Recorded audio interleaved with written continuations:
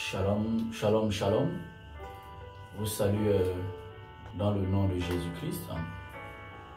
Une fois encore de plus, je suis là encore pour attirer notre attention au retour du Seigneur, pour que le Seigneur nous trouve en état d'éveil, soit le Seigneur nous trouve en état d'éveil, soit la mort nous trouve en état d'éveil. Vous savez tous que le Seigneur Jésus revient. Et le Seigneur nous demande d'être prêts parce qu'il vient trouver une église sans tache, ni rite, ni rien de semblable. Tous ceux qui ont des vêtements étrangers n'auront pas part au royaume de Jésus-Christ. Voilà pourquoi il dit dans sa parole qu'en tout temps, lui ne ment pas sur ta tête et que tes vêtements soient blancs. Alléluia. Donc, tous ceux qui ont des vêtements étrangers n'entreront pas dans le royaume des cieux. Et en ce moment-ci, je veux encore t'encourager, je veux que le Saint-Esprit, n'est-ce pas, te fortifie et que tu trouves tous les jours ton espérance en la parole de l'Éternel, tu trouves ta joie en la parole de l'Éternel et que tu fasses de l'Éternel, n'est-ce pas, ton rempart, ton bouclier, ton lieu, n'est-ce pas, de refuge en toutes circonstances et en tout temps. Alléluia. Donc, chers frères, chères sœurs, mon ami, c'est toi qui m'écoutes, le Seigneur nous dit dans le livre, je vais te parler, n'est-ce pas, du juste jugement, n'est-ce pas, du Seigneur. Un jugement pour les autres, d'autres vont pleurer, d'autres vont se réjouir. Maintenant, il faut que nous sachions, chacun pour sa part, si tu seras dans la joie ou si tu seras dans les douleurs, dans les pleurs. Voilà, la joie à venir ne sera pour toi que la conséquence, n'est-ce pas, la conséquence de ce que tu as fait pendant ton séjour sur cette terre. Et les douleurs ne seront aussi que les conséquences, n'est-ce pas, de ce que tu as fait de ton parcours sur cette terre. Si tu as fait, n'est-ce pas, ton parcours avec Jésus-Christ, ou si tu as fait, n'est-ce pas, ton parcours sans Jésus-Christ de Nazareth. Maintenant, pour ceux qui ont fait leur parcours avec Jésus-Christ, le Seigneur, par exemple, dit dans un livre par la bouche, n'est-ce pas, de son serviteur, l'apôtre Paul, que certaines personnes à Thessalonique, l'église, n'est-ce pas, de Thessalonique, c'était composé dans le livre de 2 Thessaloniciens chapitre 1. Voilà, il y avait, n'est-ce pas, beaucoup de chrétiens là-bas qui craignaient véritablement le Seigneur. C'était un exemple pour les chrétiens, n'est-ce pas, de cette époque, pour les chrétiens de Thessalonique.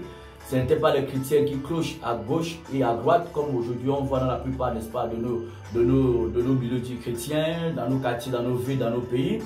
C'était les chrétiens vraiment qui avaient compris l'importance d'être sincère le Seigneur, qui avaient compris, n'est-ce pas, l'importance de s'attacher rien qu'à Jésus-Christ de Nazareth. Parce que ces chrétiens étaient les chrétiens qui n'espéraient pas en ce siècle présent. C'était les chrétiens qui ne trouvaient pas leur joie, leur consolation, leur fierté en les choses, n'est-ce pas, de ce monde, en cette terre. Leur joie, leur fierté, leur consolation, leur espérance, leur source de bonheur et d'espérance se trouvait seulement en Jésus-Christ, n'est-ce pas, de Nazareth. Voilà pourquoi quand, par exemple, vous vous rendez compte que l'apôtre Paul dit, n'est-ce pas, à ces chrétiens, il dit qu'ils ne cessent de rendre grâce à Dieu, n'est-ce pas, parce que leur foi, n'est-ce pas, ne fait que grandir, ne fait que faire des progrès, parce que le chrétien, quel que soit, n'est-ce pas, ce que tu traverses, ta foi, n'est-ce pas, doit grandir, ta foi doit faire des progrès. Il dit au verset 3 de 2 Thessaloniciens chapitre 1, que verset 1, on va commencer au verset 1, Paul, Sylvain et Timothée à l'église des Thessaloniciens qui est en Dieu, notre Père et en Jésus-Christ le Seigneur, que la grâce et la paix vous soient données de la part de Dieu, notre Père et Seigneur Jésus-Christ. Nous devons, frères, rendre continuellement grâce à Dieu, à votre sujet, comme cela est juste. Comme cela est juste. Rendre grâce à Dieu comme cela est juste. Alléluia. Parce que votre foi fait de grands progrès. Votre foi fait de grands progrès. Amen. Ta foi doit faire de grands progrès. Parce que ta foi ne progresse pas, cela signifie que tu as un problème déjà. Dieu ne nous appelle pas à demeurer, n'est-ce pas, des enfants. Dieu nous appelle à grandir. Si tu as fait 2 ans, 3 ans de conversion, mais ta foi est toujours pareille, ta foi, n'est-ce pas, n'est boostée que par par les choses matérielles de ce monde, c'est que ta foi a un problème. Alléluia. Parce que la Bible dit, nous marchons par la foi et non par la vue. Amen. Et tous ceux qui marchent par la foi et non par la vue vont, n'est-ce pas, voir leur foi faire de grands progrès pendant qu'ils marchent, n'est-ce pas, sur cette terre, pendant qu'ils vivent, n'est-ce pas, sur cette terre. Fera de grands progrès dans leur famille, dans leur couple, dans la maison familiale, dans leur cellule familiale. Fera de grands progrès dans leur lieu de travail, dans leurs activités professionnelles. Leur foi fera, n'est-ce pas, de grands progrès. Lorsque ta foi fait de grands progrès, Des grandes montagnes aussi se déplacent devant de toi. Des grosses chaînes, n'est-ce pas, sont brisées aussi devant de toi. Parce que le Seigneur dit que sans la foi, nous ne pouvons pas être agréables au Seigneur. Et le Seigneur aime ceux qui se rapprochent de lui avec foi, parce qu'il est le rémunérateur, n'est-ce pas, de ces personnes-là. Amen. Donc, l'apôtre Paul ici encourage les chrétiens de Thessalonique. Moi, comme moi aussi, je veux t'encourager ce soir, par le nom de Jésus-Christ, que ta foi doit faire de grands progrès. La foi devant l'adversité, la foi devant les épreuves, la foi devant les combats, la foi devant les difficultés, devant les humiliations, ta foi doit faire de grands progrès. Et l'alimentation de notre foi, c'est la parole de Dieu. La source de notre foi, c'est la parole de Dieu. Ce qui agrémente, ce qui alimente, ce qui booste notre foi, c'est l'attachement à la parole de Jésus-Christ de Nazareth. Alléluia. Non à la parole des hommes, non à la parole, n'est-ce pas, d'une quelconque dénomination, non à la parole d'une quelconque église, n'est-ce pas, locale, mais à la parole que Jésus-Christ nous a enseignée par sa propre bouche et par son esprit au travers de la bouche des saints, de ses prophètes et des apôtres de l'agneau de Jésus-Christ de Nazareth. Alléluia. Donc, chers frères, chers sœurs, il dit que notre foi, par l'exhortation qu'il adresse aux Thessaloniciens, notre foi doit faire de grands progrès. Notre foi doit faire de grands progrès. De grands progrès. Parce que nous ne marchons pas la foi, non pas la vue. Parce que si tu pries Dieu en fonction, n'est-ce pas, de ce qu'il te donne, ou bien en fonction de ce que tu es sûr qu'il va te donner, ta foi ne fera pas de progrès. Alléluia. Parce que le Seigneur veut les personnes qui l'adorent en esprit, en vérité. Non, n'est-ce pas, qu'il adore en esprit, en calcul. Par ton esprit humain et par les calculs, n'est-ce pas, de ta chair. Alléluia. Donc, voilà pourquoi le Seigneur dit, il dit, et que l'amour de chacun d'entre vous augmente de plus en plus. Donc, malgré les afflictions, parce que l'église de Thessalonique, c'était des églises locales qui passaient des moments difficiles, ils étaient beaucoup éprouvés, il y avait beaucoup d'afflictions, beaucoup de difficultés. Alléluia. Ils étaient dans une zone, n'est-ce pas, où mélangé avec la Caille, la Macédoine, où il y avait beaucoup de chrétiens qui étaient en difficulté. L'apôtre Paul, par exemple, parle, n'est-ce pas, de chrétiens, n'est-ce pas, de la Macédoine, n'est-ce pas, qui étaient les chrétiens qui étaient extrêmement pauvres, ils étaient beaucoup en difficulté. Alléluia. Parmi eux, il y avait cet élément de chrétiens, n'est-ce pas, que Dieu avait fait la grâce selon leur appel. Alléluia, selon le don, n'est-ce pas, que Dieu a mis, n'est-ce pas, pour eux. Ils étaient nantis financièrement, ils étaient, n'est-ce pas, bénis financièrement et matériellement. Alléluia, pas que d'autres étaient maudits. Dieu, n'est-ce pas, donne, n'est-ce pas, l'argent à ses enfants en fonction des œuvres qu'il a préparées d'avance pour que chacun puisse accomplir. Amen. Voilà, maintenant, si tout le monde veut être riche, ça va faire beaucoup de problèmes. Si tout le monde veut prier pour être milliardaire, millionnaire, ça va faire des problèmes. Ça fait du problème à l'église aujourd'hui. Amen. Donc, ici, mon frère, ma soeur, le Seigneur, on se rend compte que le Seigneur dit que l'amour parmi ces chrétiens, malgré les afflictions, malgré, n'est-ce pas, les difficultés, était de plus en plus grandissant. Leur amour augmentait. Et lorsque le Seigneur parle de l'amour, ce n'était pas un amour verbal, c'était un amour, n'est-ce pas, réel. Un amour selon Dieu. Amen. Comme le Seigneur dit, qu'il est venu dans ce monde à cause, n'est-ce pas, de son amour pour nous. Et il n'est pas venu, n'est-ce pas, pour se faire servir, mais il est venu pour servir. Donc, pour donner, n'est-ce pas, sa vie. Pour donner sa vie. C'est-à-dire, ces chrétiens, n'est-ce pas, malgré les difficultés, il y avait de l'amour qui manifestait l'un envers l'autre. Amen. Cela signifie que, comme la parole dit que, n'aimez pas avec la bouche et avec la langue, mais en action et en vérité.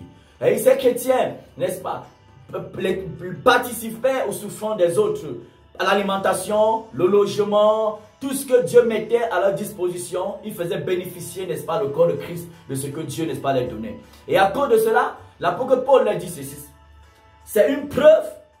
Il dit ainsi, verset 4, ainsi, nous nous glorifions de vous dans les églises de Dieu, à cause de votre persévérance et de votre foi au milieu de toutes vos persécutions et les afflictions que vous avez supportées.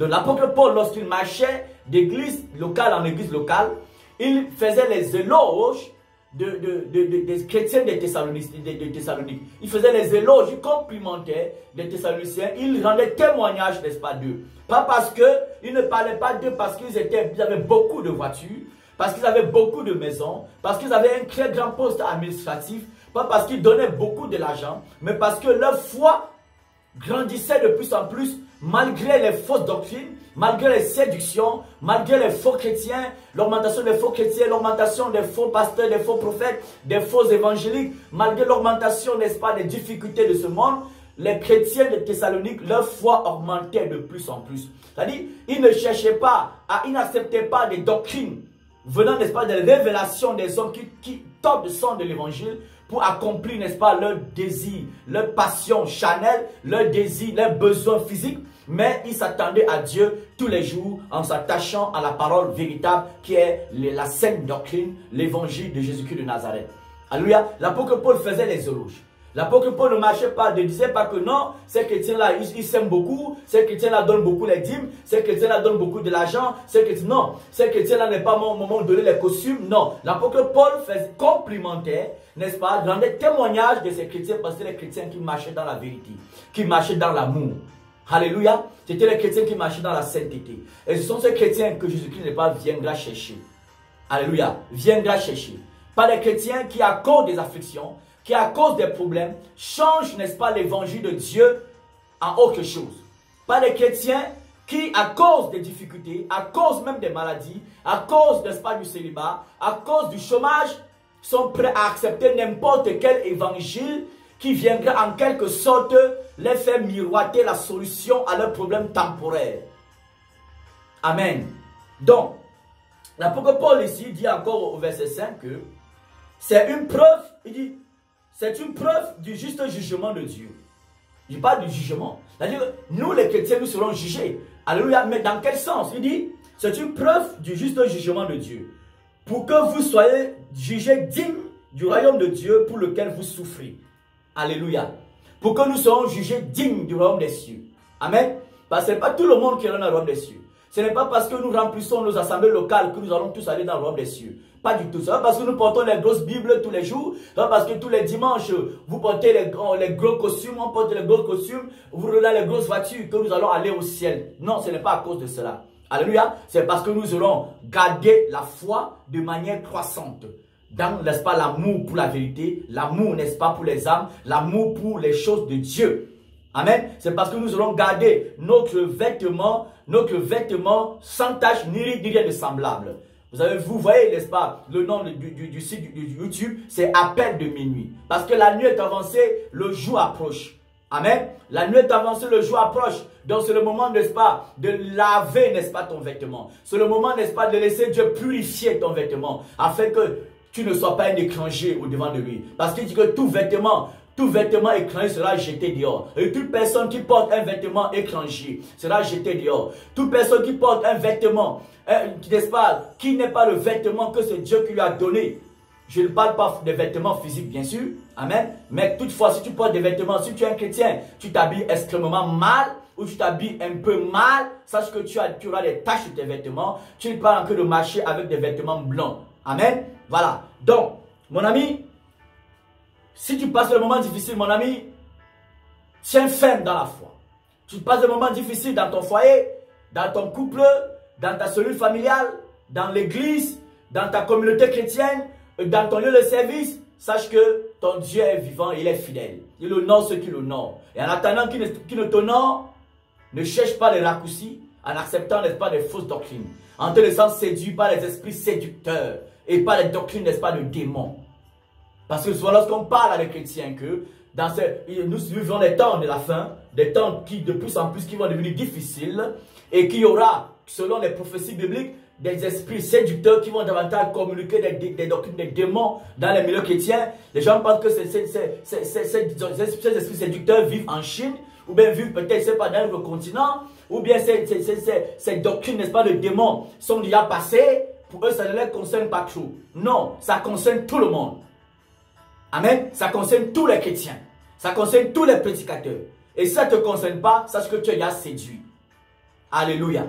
Donc, même malgré les moments difficiles que tu traverses, Dieu, n'est-ce pas, te juge. Si tu tiens ferme, tu gardes la foi en Jésus-Christ, tu t'attaches à la sainte doctrine, tu ne cherches pas, n'est-ce pas, des compromissions, tu ne fais pas des alliances prédicateurs, tu ne tombes pas des alliances pour avoir une grande renommée, pour entrer dans les partenariats avec les grands bishops du monde entier, pour avoir une grande renommée. Si tu ne fais pas cela, tu seras jugé digne du royaume des cieux. Mais c'est à cause des difficultés financières, à cause des difficultés, n'est-ce pas, de la société, tu entres dans les alliances, tu entres dans les fédérations, tu changes l'évangile, n'est-ce pas? Tu fais des connexions avec certains hommes de Dieu pour toi qui ont déjà une certaine renommée financière, une renommée, n'est-ce pas, planétaire, sache que tu ne seras pas jugé digne du royaume des cieux. Mais si tu tiens ferme, mon frère, tu tiens ferme, mon ami, le Seigneur, n'est-ce pas, te jugera digne du royaume des cieux. Alléluia. Il te jugera digne du royaume des cieux. Donc tiens ferme, quelles que soient les afflictions, quels que soient les combats, ton maître ne t'a pas oublié. Ton maître va t'honorer. Pas seulement au ciel, même sur la terre, il est capable de t'honorer si toi tu l'honores tous les jours dans ton comportement, dans tes décisions. Amen. Il dit, voilà, il dit au verset 7, et de vous, à vous qui êtes affligés, du repos avec nous. Dieu donnera du repos à ses enfants. Le Seigneur revient donner du repos à ses enfants. Il a promis qu'il revient nous chercher. Il a promis qu'il va nous préparer une place. Lorsqu'il sera revenu, lorsqu'il aura préparé une place, il reviendra afin de nous prendre et que là où il est, nous soyons avec lui. Alléluia. Et avant qu'il ne vienne nous prendre, il est tous les jours avec nous. Il est tous les jours en toi. Il est tous les jours à tes côtés. Il est tous les jours à ton chevet. Il te précède en toutes choses. Toi qui gardes la foi. Toi qui as le désir de garder la sainte parole de Jésus-Christ. Toi qui as le désir de garder, n'est-ce pas, l'évangile qui a été annoncé par, n'est-ce pas, les prophètes et les apôtres de Jésus-Christ. De Jésus-Christ. Alléluia. De Jésus-Christ. Amen. Mais si tu es parmi ces chrétiens qui, à cause d'une situation de la vie courante, tu embrasses toute forme de doctrine, tu te mets à acheter les bouteilles d'huile, tu te mets à acheter les bouteilles de sang de Jésus-Christ, tu te mets à escroquer même pour donner de l'argent à l'église, tu te mets à mépriser, n'est-ce pas, ta femme, mépriser, n'est-ce pas, ton mari, tu te mets, n'est-ce pas, à écouter plus l'homme de Dieu que ton mari, que ta femme. Tu te mets à accepter toute forme de doctrine qu'on te donne. Parce qu'en cette doctrine-là, tu te dis que tu vas trouver certainement la solution à ton problème. Mais si tu mets la parole de Dieu à côté, tu as mis, n'est-ce pas, ton éternité avec Jésus-Christ aussi à côté. Mais parce que tu es vivant, tu peux te repentir toujours et recevoir, n'est-ce pas, la grâce de Dieu pour le pardon, n'est-ce pas, de ton péché et revenir à la vraie parole de Dieu. Et ton Dieu va te guérir, il va te restaurer. Il va t'élever, n'est-ce pas, de ton humiliation. Dans le nom de Jésus. Alléluia.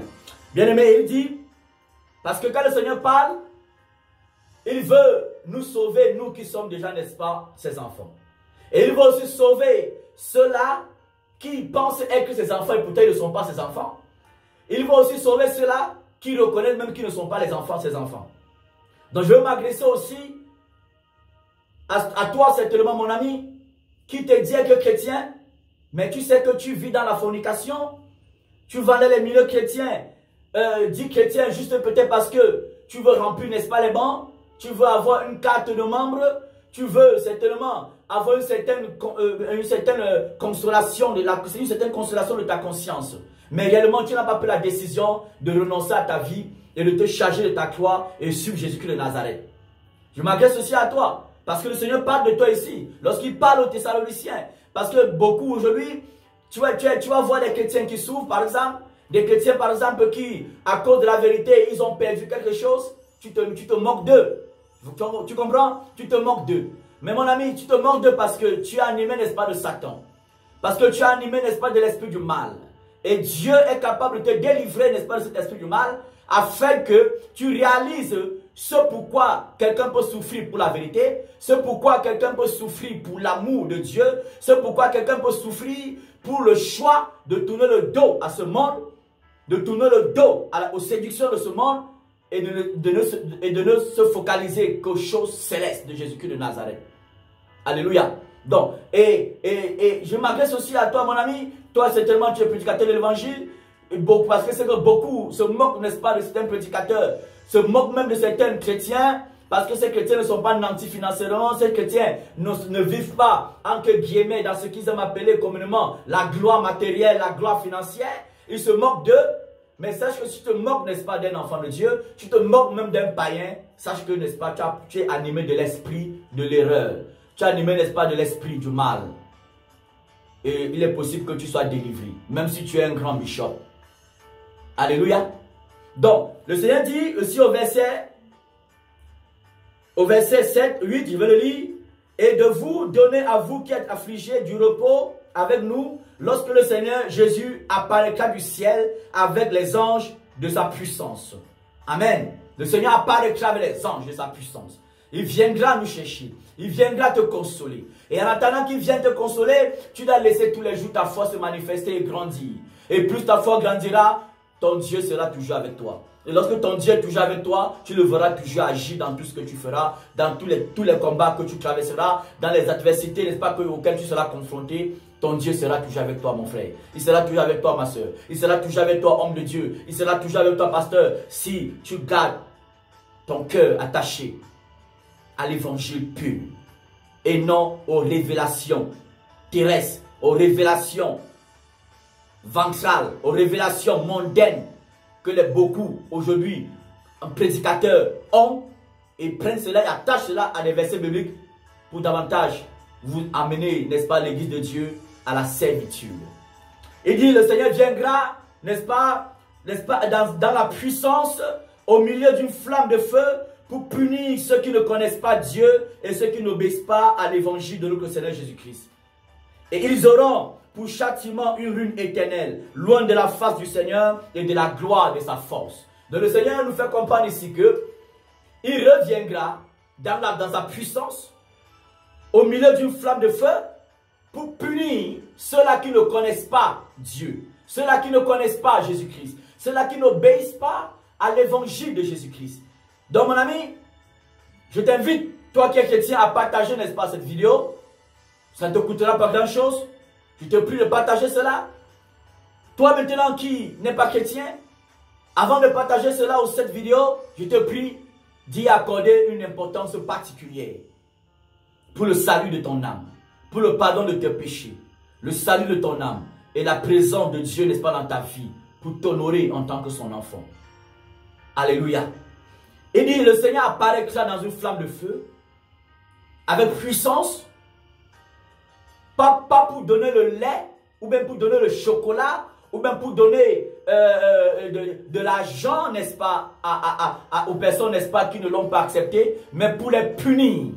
Pour les punir. Donc le Seigneur Jésus reviendra, mon ami, pour consoler ceux-là qui ont obéi à sa parole, ceux-là qui ont accepté sa parole, ceux-là qui ont accepté tous les jours, contre vents et marées, de s'attacher à la sainteté, de s'attacher à l'amour de la vérité, de s'attacher à la justice, de s'attacher à la droiture, de s'attacher uniquement à sa parole. Il viendra pour les consoler. Mais pour ceux-là, mon ami, qui ont rejeté sa parole, qui ont changé sa parole, qui n'ont pas obéi à sa parole, il viendra pour les punir. Il viendra pour les châtier. Il viendra pour les mettre très loin, n'est-ce pas, de sa face. Et lorsque tu es très loin de la face de l'Éternel, tu es à côté, n'est-ce pas, de Satan. Tu es dans le lac de feu. Tu seras dans le lac de feu et de soufre avec Satan. Le lac de feu et de soufre, c'est un feu qui colle à ton corps et qui ne quitte pas. Tu grattes, ça te brûle. Le feu du soufre, ce n'est pas comme le feu du bois. Alléluia. Mais l'Éternel ne veut pas que tu ailles là-bas. C'est pourquoi il t'interpelle. Si aujourd'hui tu es tombé en écoutant cette vidéo, tu es tombé dans un péché, tu es tombé dans le lesbianisme, dans l'homosexualité, dans la masturbation, tu es tombé dans la rébellion vis-à-vis de ton mari, la rébellion vis-à-vis de Dieu, tu es tombé dans les compromissions, tu es tombé dans les fausses doctrines, tu as à cause des difficultés financières, tu as accepté les fausses doctrines, tu as accepté les fausses doctrines. Sache qu'il est temps pour toi de te repentir. Alléluia. Pour échapper à la punition de Dieu, pour échapper au jugement, n'est-ce pas, punitif de Dieu, au jugement punitif de Dieu, pour échapper au châtiment de Dieu, un châtiment qui fera très très mal. Pour toi qui n'as jamais accepté Jésus-Christ, mon ami, je t'invite à l'accepter. Je ne te demande pas d'accepter, de me dire que tu vas dans une dénomination chrétienne. Tu peux être pentecôtiste, tu peux être catholique, tu peux être méthodiste, tu peux être, je ne sais pas, tous ces noms que vous connaissez, tu peux être que l'église montagne de feu, tu peux être que l'église protestante, tu peux être que tous ces noms-là, toutes ces choses-là. Mais sache que si tu n'as jamais fait une rencontre personnelle avec Jésus-Christ de Nazareth, tu seras châtié, tu seras puni. Si tu n'as pas renoncé à ta vie, renoncé au péché, si tu n'as pas accepté de porter ta croix pour suivre Jésus-Christ, donc tu renonces à ta vie. Et le fait que tu renonces à ta vie implique des conséquences. Et ces conséquences-là, c'est ce que Dieu appelle la croix. Si à cause des regards des gens, tu ne veux pas arrêter la fornication, l'impudicité, l'adultère, tu ne veux pas arrêter, n'est-ce pas, d'arrêter de faire les faux papiers, d'escroquer les gens, parce que tu veux que les gens te voient, tu veux que les gens te voient toujours comme étant nanti financièrement. Si à cause des regards des gens, tu ne fais, n'est-ce pas, que t'habiller de manière sexy, comme le saucisson, tu t'habilles tellement mal, même les chikwans, les mitumba, on les emballe, mais toi, tu es même plus, même le chikwan a de la valeur plus que toi, parce que tu mets ton corps dehors, tu mets ta poitrine dehors. Si tu es dans toutes ces choses-là, sache que tu seras puni par Jésus. Tu seras puni par Jésus. Ce n'est pas Satan qui va te punir. C'est Jésus. Celui que nous appelons le bon Dieu. Le bon Dieu. C'est lui qui va te punir. C'est lui qui va te châtier. C'est lui qui va te laisser souffrir. Parce que tu as refusé de te conformer à sa parole. Tu as refusé de te soumettre à sa parole. Tu as voulu lui expliquer ce que c'est que sa parole. Donc, parce qu'aujourd'hui, on voit les chrétiens qui veulent expliquer à Dieu ce que c'est que la parole de Dieu. Qui veulent faire comprendre à Dieu la parole de Dieu. C'est la parole de Dieu. On obéit à cette parole. Ce n'est pas en fonction de ta dénomination. Donc, tu peux faire partie d'une dénomination dite chrétienne, mais pourtant, Jésus ne te connaît pas. Mais parce que tu es vivant, lui, il veut te connaître. Et il veut te connaître parce qu'il t'aime. Alléluia. Donc, mon frère, mon ami, toi qui n'as pas Jésus-Christ, ne regarde pas parce qu'il y a tellement de désordre dans les milieux du chrétien, mais regarde à tes péchés et cherche celui-là qui est capable de te délivrer de tes péchés et te donner la capacité de ne plus être esclave d'un quelconque péché. Alléluia. Je vais m'agresser certainement à toi, mon ami. Tu vas me dire que tu pries, tu es catholique. Moi, je vais te dire que si tu meurs catholique romain, tu vas aller en enfer. Si tu meurs catholique romain, tu vas aller en enfer. Parce que les prêtres, les papes, ils ne sont pas convertis. Ils ont besoin de naître de nouveau. Donc, ce que tu dois regarder, ce n'est pas le prêtre, ce n'est pas le pape, c'est ce que Jésus-Christ dit dans sa parole. Il dit que les impudiques, les fornicateurs, les adultères, les magiciens, les idolâtres, les menteurs, les homosexuels, les lesbiennes, les pédés, n'hériteront point le royaume des cieux. C'est ce qu'il dit. Amen. Mais toi, tu peux me dire aussi que tu es pentecôtiste. Ou bien tu es dans les nouvelles églises dites éveillées. Mais pourtant, tu vis tous les jours dans le péché. Il est temps pour toi de te repentir aussi.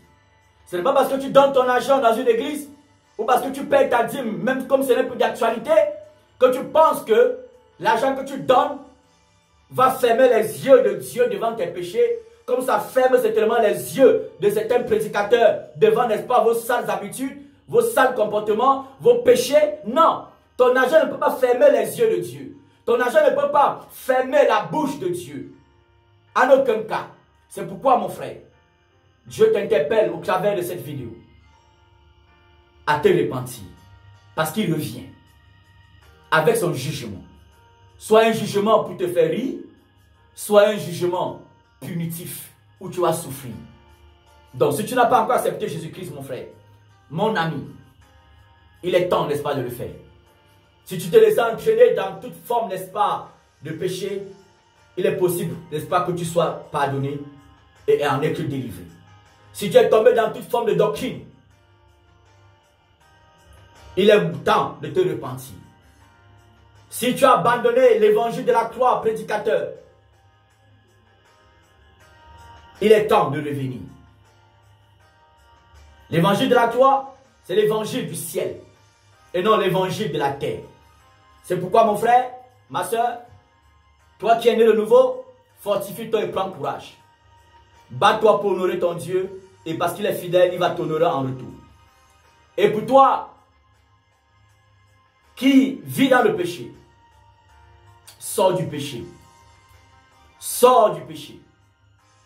Répands-toi. Sois vrai avec Dieu. Toi qui es chrétien, qui marche des deux côtés. Tu cherches qu'on te prêche ce qui te plaît. Tu veux corrompre les prédicateurs. Et tu les corrompes même. Il est temps de te repentir. Et sors du péché. Afin de recevoir un jugement de joie venant du Seigneur.